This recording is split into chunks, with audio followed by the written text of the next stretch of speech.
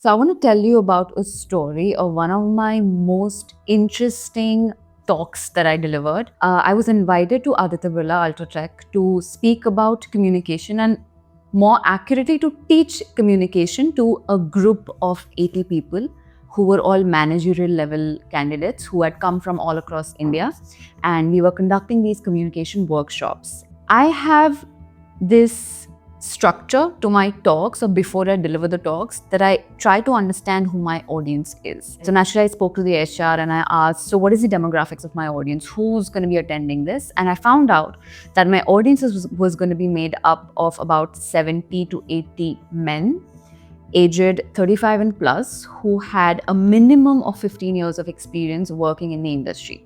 And I, as a speaker, I was supposed to teach them about communication. Now, I just turned 28. So I will not lie if I was telling you that I was a little nervous about the fact that I would be delivering a talk on communication to a group of individuals who probably pretty set in their ways, in the way that they dealt with things, in the way that they were communicating at work. So now this is where I started to get to work of how can I make my talks more interesting, more impactful, so that my audience listens to me. That always has to be your main agenda when you're trying to be a magnetic public speaker, or when you're trying to be an effective public speaker, an impactful communicator. So the main question you need to ask yourself is, how can I make this the most impactful? How can I make this as impactful as I can? Hi, I'm Ipsita Das. You might know me as Hello Ipsita from Instagram. I'm a personal development coach, I'm a Tedx speaker, and a content creator. Welcome to my YouTube channel. If you're here, I'm extremely thankful for you. And here we talk about topics like mindset, communication, confidence, and we focus on building a very strong relationship with yourself and becoming the most magnetic version of yourself. Don't forget to like, share, subscribe, and hit the bell icon. I've been waiting to say this for such a long time. Thank you for being here, and welcome to the other side. Now, this is what I have figured out through my years, or through my number of talks, or through my experiences. The only two things that you need to remember when trying to be an effective communicator is, number one, variation. Now, what do I mean by variation? If I do this,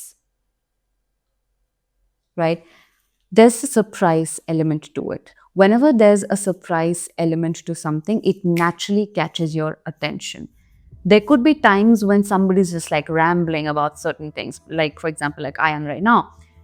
It's very easy to lose your attention, to lose your audience's attention. But as soon as you add some sort of variation, variation could also be in your facial expressions, variation could also be in your body language, variation could also be in the emotion that you're injecting in your voice while you're talking. Variation could be any of those things.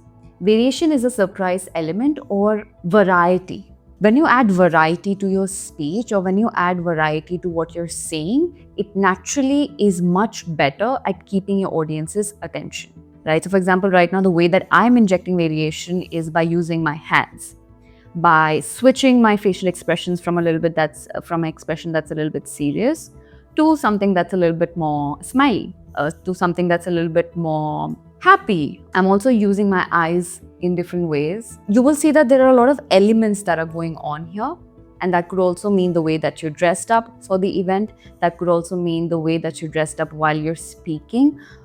The different colors that you've used, just this color, whatever I've worn, is not accidental. It's very intentional, right? Because different colors, there's color psychology to a lot of things. Different colors have different impact on your psychology, on your audience's psychology. So just remember variation. Variation could come in the form of, like I said, body language, or your tone, pitch, or your volume, the way, the highness or the lowness with which you're speaking. It could also be in the kind of words or language. For example, अगर मैं अभी अचानक से हिंदी में बात करने लग जाऊँ, so naturally I'm catching your attention again.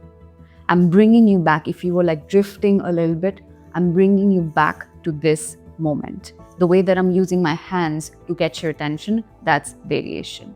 So you can get creative with variation in your own speech deliveries. You can apply all of this to meetings, public speaking events. You can apply this to probably toasts that you have to make at your sister's wedding. Any situation where you're speaking in a one to many setting, this is useful. The second thing that you need to remember to become an impactful communicator or a public speaker is conviction. Conviction means how much of what I'm saying do I believe? I could be saying the most brilliant things on earth, but if I don't say it with conviction, you are not going to pay attention to me. On the other hand, I could be saying the most mundane and just boring things in the world, but I could say it with so much conviction, so much belief that you will be very happy to just believe whatever I'm saying. And that's how communication works in most cases, because in any human interaction, it could be one-to-one, it could be one-to-many, we are constantly teaching people how to treat us. And what I mean by that is, if you and I are in a conversation, I don't treat you based on what I think about you. No. I treat you based on what I think you think about yourself. What that means is, when we are meeting a person for the first time, we don't know anything about them. We don't know what's up with their life. We don't know what they're like. We don't know what their childhood experiences have been like. We don't know what they feel about themselves, which means if I have to make an opinion about you, if I'm meeting you for the first time, I will turn to the person who knows you the best to give me an idea about you. And to me, the person that knows you the best is you. So naturally, I will look at you to see how you feel about yourself. And based on that, I'm going to make opinions about you. Based on that is what I'm going to decide that this is what I feel about you. And this is the same concept to be applied when you're speaking to a group of people. Whatever you say, make sure that you believe in what you're saying. Because if you don't believe in the stuff that you're talking about, your audience won't. How convinced are you about what you're saying?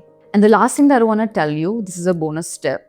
Before you go onto the stage or before you enter that boardroom meeting, just understand and just know that it's completely okay to be nervous. It is human, it is normal, it is natural. Even the most seasoned speakers feel nervousness before getting on stage. Even the most seasoned speakers who've given hundreds and hundreds of talks experience nervousness and a little bit of stage anxiety before they get on stage or before they're about to speak to a group of people. It's a very normal human feeling to be a little intimidated when there's a group of people who are more in number than you, the single person.